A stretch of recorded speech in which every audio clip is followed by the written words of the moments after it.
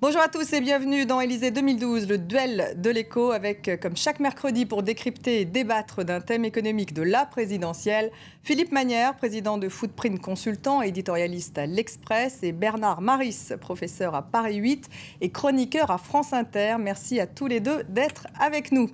Hausse de la TVA sur les parcs à thème, suppression des abattements sur les plus-values immobilières, relèvement des taxes des mutuelles santé, telles sont quelques-unes des mesures anti-déficit de François Fillon débattues à l'Assemblée. Et la bataille parlementaire est difficile, même si le Premier ministre affirme qu'un accord a été trouvé sur tous les points. Le gouvernement ne doit-il pas faire marche arrière? Il modifie en tout cas son plan. J'ai eu une conversation approfondie hier avec le président de la République. Je me réjouis du retrait du projet d'augmentation de la TVA sur les parcs à thème. Le président de la République a dit qu'il respectait le débat parlementaire. Ce débat commence mardi, tout est ouvert, mais toute modification du plan de réduction des déficits sera compensée à l'euro près. Nous ne reculerons pas dans la réduction des déficits. Pouvons-nous garder un dispositif d'indemnisation du chômage parmi les plus généreux au monde, en particulier pour les hauts salaires? Le type de proposition qui vise finalement à opposer les chômeurs entre eux. Maintenant, on va opposer les cadres chômeurs aux ouvriers chômeurs. Et quand on commence par les cadres, on finira aussi par les employés. Philippe Magnière, est-ce qu'on n'a pas l'impression d'assister à une sorte de négociation de marchand de tapis sur ces niches fiscales? Le gouvernement est-il un peu impuissant aujourd'hui?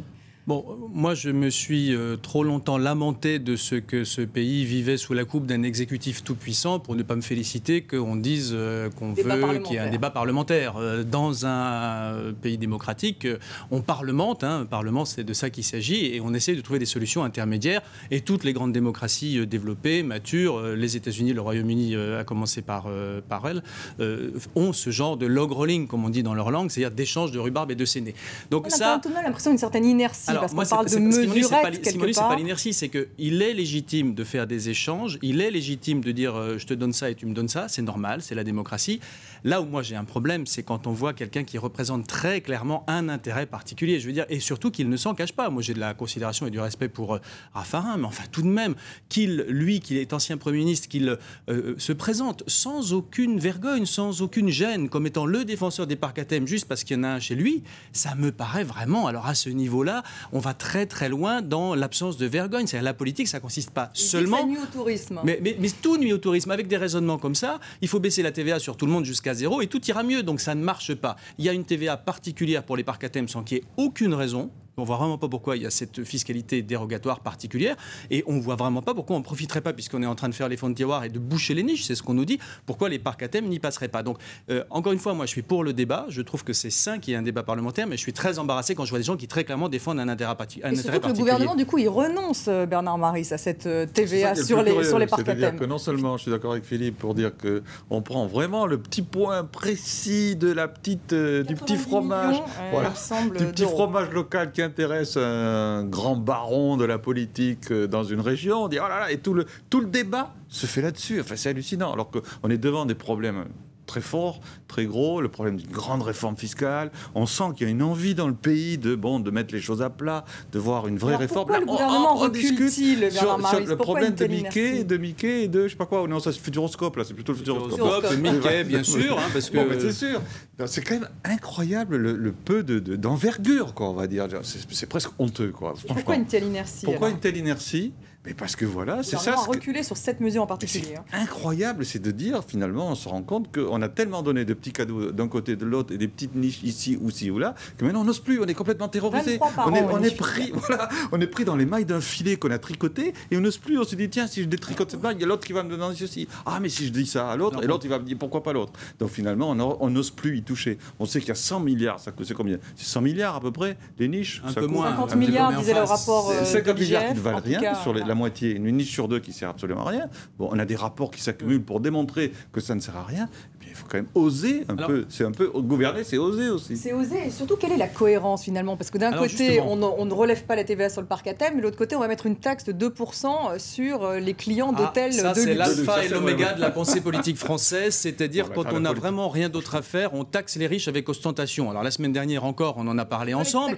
Là, on se dit, un client de palace, c'est de toute façon un salaud, il a les poches profondes, on peut le taxer. Et évidemment, vous allez avoir des tas de gens, parce qu'il y en a même qui le pensent, mais il y en a d'autres qui le disent sans le penser. Donc, vous avez un mélange de naïveté et de cynisme. Il y a des tas de gens qui vont vous dire c'est quand même mieux de taxer les milliardaires qui descendent au crayon que de taxer monsieur et madame Michu qui vont avec leurs enfants au parc à thème. La vérité politique, c'est que, bien sûr, mais en situation de crise, qu'est-ce qu'on fait?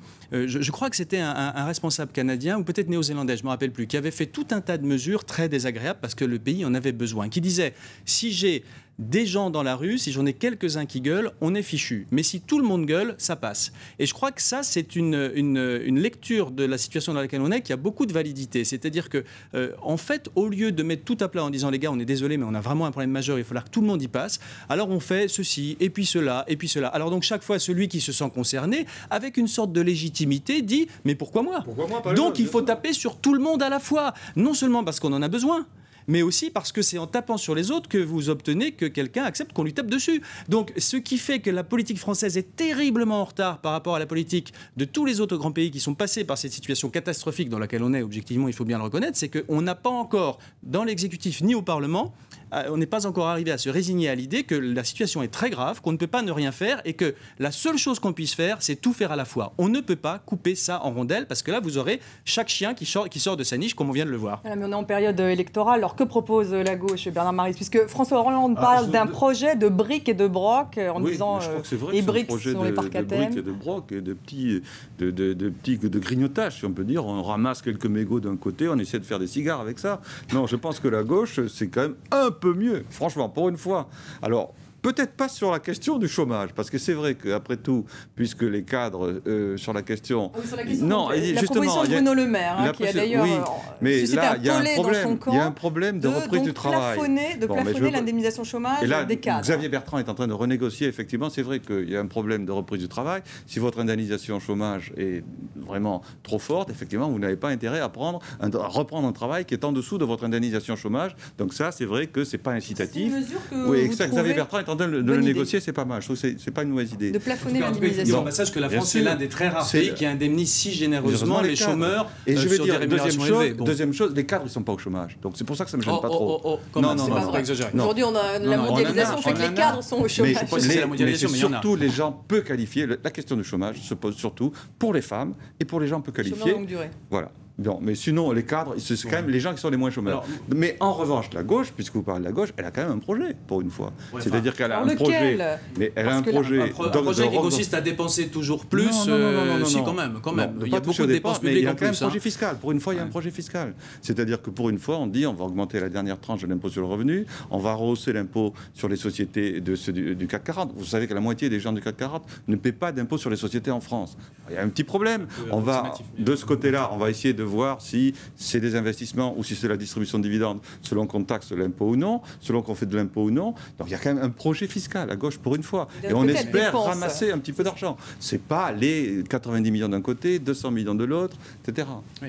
Alors, ce que dit Bernard est vrai à certains égards. C'est-à-dire que la gauche a quelque chose d'un peu plus cohérent que cette espèce de fébrilité à laquelle on assiste. Voilà, pour une raison quand même, Bernard, on peut en convenir ensemble. C'est beaucoup plus facile d'avoir un grand projet et un jardin à la française quand on est dans l'opposition que quand on est au pouvoir. Parce que précisément, on n'a pas la majorité, on n'a pas l'enquiquineur de son parc à thème ou de son palace qui va venir vous embêter. Quand on est à l'opposition, tout est beau, tout est joli. Ce qui est vrai, malgré tout, c'est qu'il y a un peu de souci de cohérence à gauche, comme d'ailleurs il y avait du souci de cohérence à droite quand Nicolas Sarkozy est arrivé au pouvoir. On peut discuter les thèmes qu'il avait choisis, mais il les avait choisis d'une manière relativement audacieuse et il y avait une forme de cohérence. Tout ça a été largement détricoté et surtout, pardonnez-moi, mais on n'est pas dans une situation où on se demande laquelle est la plus belle. On est dans une situation où on se demande comment on va sauver notre peau. Et donc, honnêtement, ni le programme de gauche, ni le programme de droite, de dépenses supplémentaires, ni de recettes supplémentaires. Ça, c'est pas suffisant. De toute façon, il fallait plus loin. À droite, c'est pas suffisant le programme qui a été présenté, mais ce que présente la gauche ne nous approche pas du tout du salut, parce que honnêtement, la dépense qui est dans le tuyau à gauche. Tous les deux pour dire que c'est quand même un problème de recettes. Il y a un problème de dépenses, je suis d'accord. Je vous le laisse. Non, il y a surtout un problème de dépenses. Pour moi, sur les dépenses, Bernard Maris, un fonctionnaire sur deux, donc qui n'est pas reconduit. Est-ce qu'il faudrait aller plus loin dans justement. Ah bon, vous trouvez ça absurde? Pourquoi? Un gardien de parc à thème, ça m'est égal qu'on le supprime, mais un professeur, ça me gêne un petit peu plus. Un professeur d'université, ça me gêne. On les supprime pas physiquement, je voudrais pas quand même que nos auditeurs... On n'en est pas encore là. On ne renouvelle pas leur poste. Si vous voulez, c'est tellement dogmatique.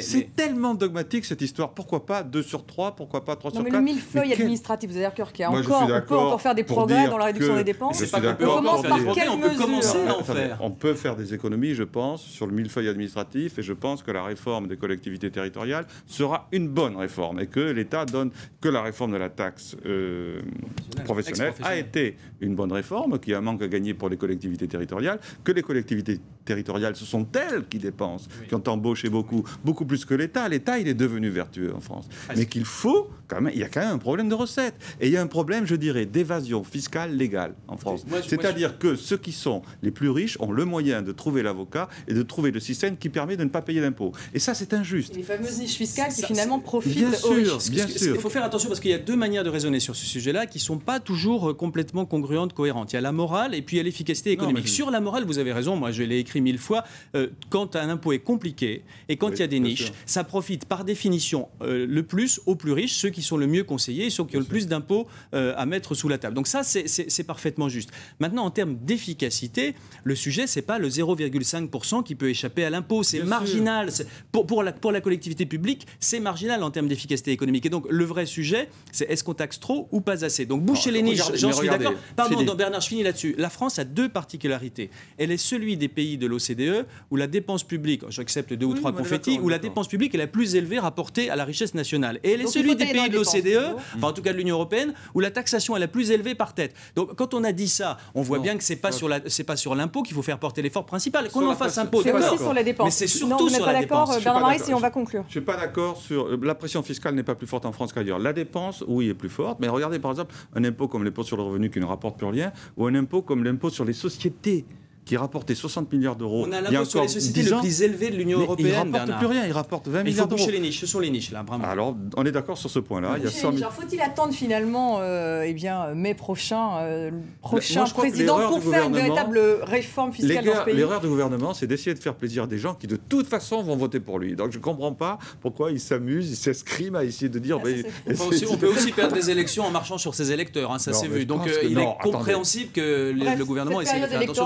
Manifestement est difficile pour mettre à plat en tout cas dépenses et recettes. Une réforme fiscale, c'est presque impossible à mettre en œuvre dans les sociétés complexes et surinformées où on est, mais alors à la veille d'une élection, c'est impossible. Donc on a beau dire qu'il faudrait mettre tout ça à plat, ça ne se fera évidemment pas avant 2012, vous avez raison Stéphanie. Pas avant 2012, Bernard Maris. Pas surinformé, je crois qu'il y a une remise à plat de l'impôt, je crois que les Français commencent à s'intéresser à l'impôt et à comprendre que c'est démocratique. Bon, ça deviendra un thème électoral. Merci Philippe Manière, merci Bernard Maris et merci à vous d'avoir suivi Élysée 2012, le duel de l'écho. On se retrouve mercredi prochain. Restez avec nous sur France 24.